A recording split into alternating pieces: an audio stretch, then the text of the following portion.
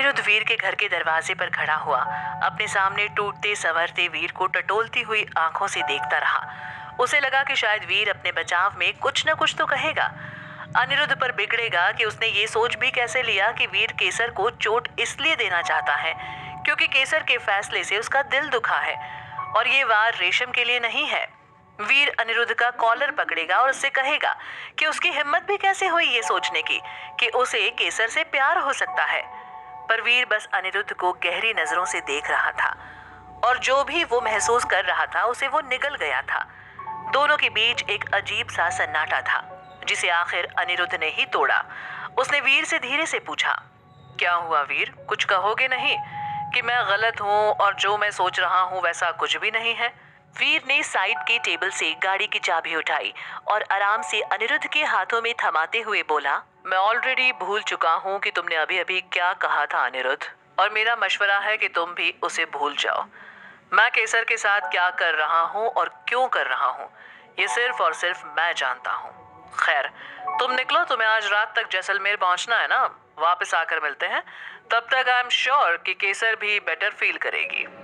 अनिरुद्ध ने संजीदा होते हुए कहा, जरूर, तब तक केसर की तबीयत बेहतर हो जाएगी, पर क्या वो यहाँ पर होगी? इस पर वीर ने बस इतना कहा, bye Aniruddh, travel safely. Aniruddh ने भी हल्की सी मुस्कान के साथ वीर से विदा लिया और अपने काम से जोधपुर निकल गया। और जैसे ही अनिरुद्ध की गाड़ी वीर के बंगले से बाहर निकली वैसे ही वीर ने गुस्से से दरवाजा बंद किया और लंबे लंबे कदम भरता हुआ सीढ़ियां चढ़कर अपने कमरे में गया और अंदर से दरवाजा लॉक कर दिया। अनिरुद्ध की बातें वीर के कानों में गूंज रही थी। उसकी पैनी नजरें वीर की बनावट को भेद रही थी। और ऐसा हो भी क्यों ना, अनिरुद्ध ने वीर की चोरी जो पकड़ ली थी। उसने वीर के नफरत और गुस्से के पर्दे के आर पार देख लिया था। उसकी दो बातों ने वीर को अपना सामना करने के लिए मजबूर कर दिया था। वीर ने अपने अक्स को ड्रेसिंग टेबल के आईने में देखा तो उसे अपना चेहरा देखकर ऐसा लगा जैसे वो रेशम की मौत का बदला लेने वाले वीर प्रताप सिंह को नहीं बल्कि उस वीर को देख रहा है जो अपनी बीवी को लेकर अपने ही जज्बातों के धागों में उलझा हुआ है। केसर से रेशम की मौत का बदला कहाँ ले रहा है वो? जिस रात से वो लाल ड्रेस वाला वाकया हुआ था तब से वीर केसर से रेशम के नहीं अपने बदले ले रहा था। वो रेशम की खूनी से नहीं अपनी उस पत्नी से उलझ रहा था जो उसके सीने में वो जज्बात जगा रही थी जो उसके लिए गुनाह थे। कहने के लिए केसर से नफरत थी पर कोई गैर मर्द केसर को आंख उठाकर देखे वो वीर को मंजूर नहीं था। केसर अगर मौत के दरवाजे पर भी खड़ी हो तो भी वीर उसे हाथ पकड़कर वापस लाने को तैयार था। केसर की जान को जिस अजनबी से खतरा था वीर उसके हाथ से घायल हो सकता था और हुआ भी। जिस केसर की सूरत से नफरत है उसके जाने के ख्याल से वीर अपनी पूरी जिंदगी के मकसद पर सवाल उठा रहा था। जहां वीर जल्लाद बनकर केसर को जोर जबरदस्ती से अपने घर में बांध रख सकता था वहां वीर उसे एक नाराज महबूब की तरह जाने की इजाजत भी दे रहा था। और अपने दिल में हुआ दर्द केसर को महसूस करवाने के लिए वो गुंजन को घर में ले आया था। क्यों? सिर्फ इसलिए कि केसर को भी वो दर्द महसूस हो जो वीर को उसके इस फैसले से हुआ था कि वो कुछ ही दिनों में वीर से ब्रेक लेकर अपनी आगे की जिंदगी का फैसला करने जा रही है। ये बातें सोचते हुए वीर के लिए आईने में खुद से ही नजरें मिलाना मुश्किल हो रहा था। उसने आईने से मुंह फेरा तो सामने रेशम की तस्वीर थी। रेशम का हंसता हुआ चेहरा अचानक उदास लग रहा था। उसकी खुश आंखों में वीर को अपने लिए इल्जाम दिख रहा था। वीर को ऐसा लग रहा था जैसे रेशम उससे कह रही हो कि ये कैसा प्यार किया तुमने मुझसे वीर, ये कैसी नफरत निभा रहे हो तुम केसर से। तुम ना तो प्यार निभा पा रहे हो और ना ही नफरत।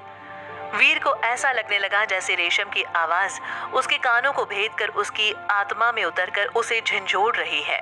वीर अपने ही ऊपर आ रहा गुस्सा बर्दाश्त नहीं कर सका और उसने पास रखा हुआ एक चीनी मिट्टी का बोल उठाकर आईने में दे मारा और वो जोर से चीख उठा। वीर ने चीखते हुए कहा, stop, stop it, I said just stop it. शीशे के टूटने की आवाज और वीर का चिल्लाना सुनकर शीबा, चंदर और गजरा भागे भागे ऊपर आए और जोर जोर से वीर के कमरे का दरवाजा पीटने लगे। उनकी आवाज और घबराहट सुनकर वीर को होश आया कि वो क्या कर रहा है। वीर ने खुद को नॉर्मल करते हुए दरवाजा खोला। और शीबा ने फिक्र में पड़ते हुए उससे पूछा, वीर क्या हुआ यहाँ? तुम ठीक तो हो ना? किस पर चिल्ला रहे थे?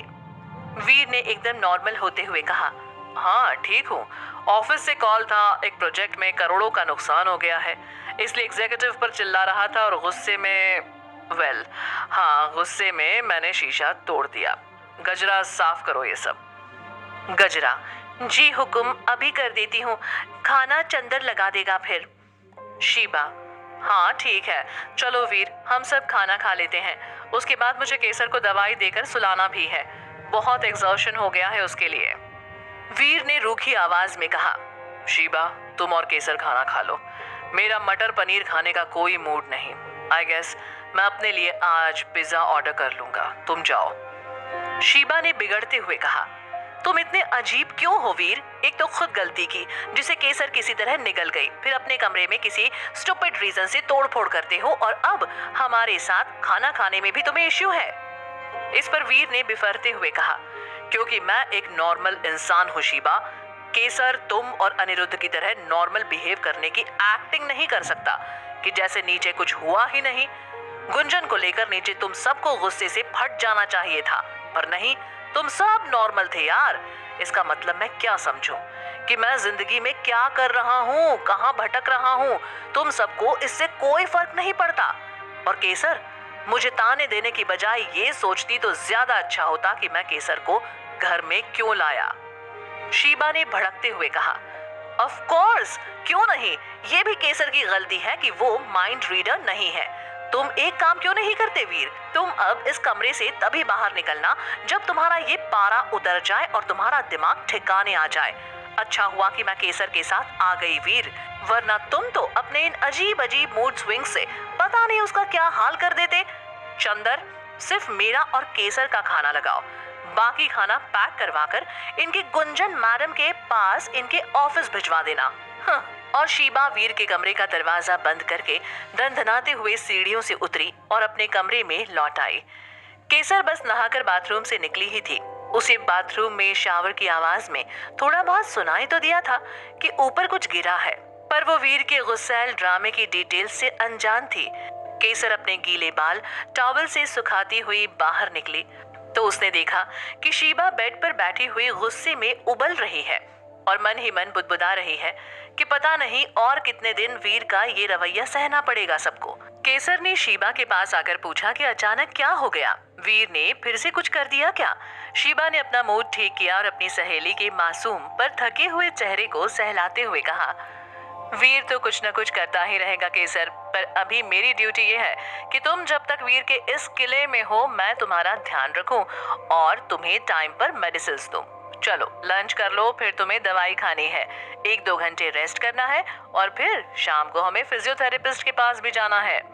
केसर ने मुस्कुराते हुए कहा, तुम भी ना, ऐसा लगता है कि मेरी बेस्ट फ्रेंड नहीं मेरी मासा मेरे साथ रह रही हैं।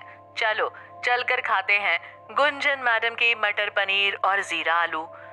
शीबा केसर को लेकर बाहर हॉल में आई तो केसर ने देखा कि चंदर सिर्फ 2 लोगों का खाना लगा रहा है और गजरा मन ही मन किसी को कोसती हुई एक प्लास्टिक के बैग में टूटे हुए कांच के टुकड़े लेकर वीर के कमरे से निकलकर सीढ़ियों से उतरती हुई आ रही है। केसर ने ये तो नहीं पूछा कि वीर के कमरे में क्या हुआ था, क्योंकि वो शीशे के टुकड़े देखकर समझ गई थी कि वीर ने गुस्से में आकर कमरे में तोड़फोड़ की होगी।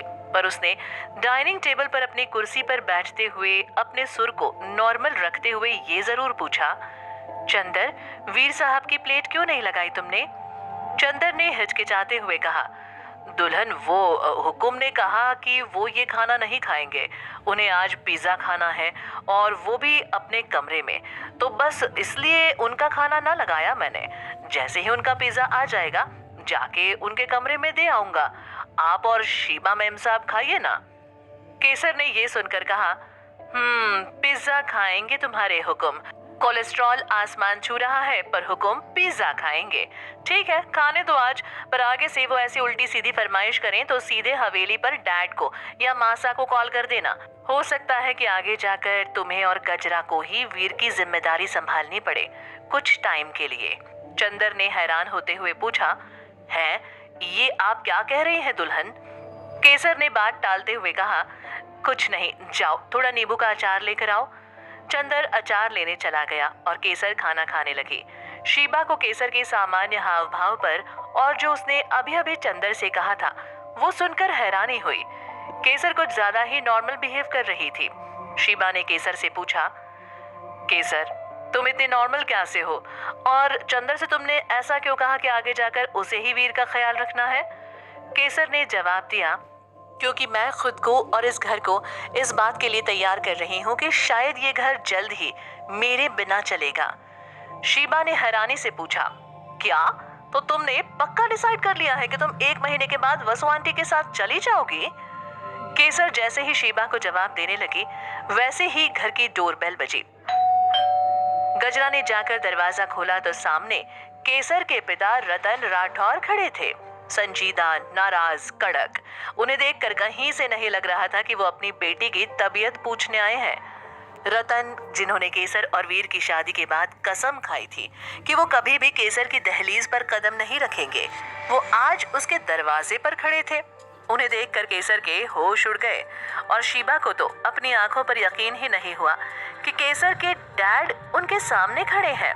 रतन ने एक नजर अपनी बेटी को देखा और उसे रूखी नजर से देखते हुए घर के अंदर कदम रखा। सबके जहन में एक ही सवाल था, जिस आदमी ने मरते दम तक केसर की सूरत दोबारा ना देखने की कसम खाई थी, वो उससे मिलने क्यों आया था? क्या मकसद था रतन के यहाँ आने का? क्या कहेंगे वो केसर से और क्या जवाब होगा केसर का?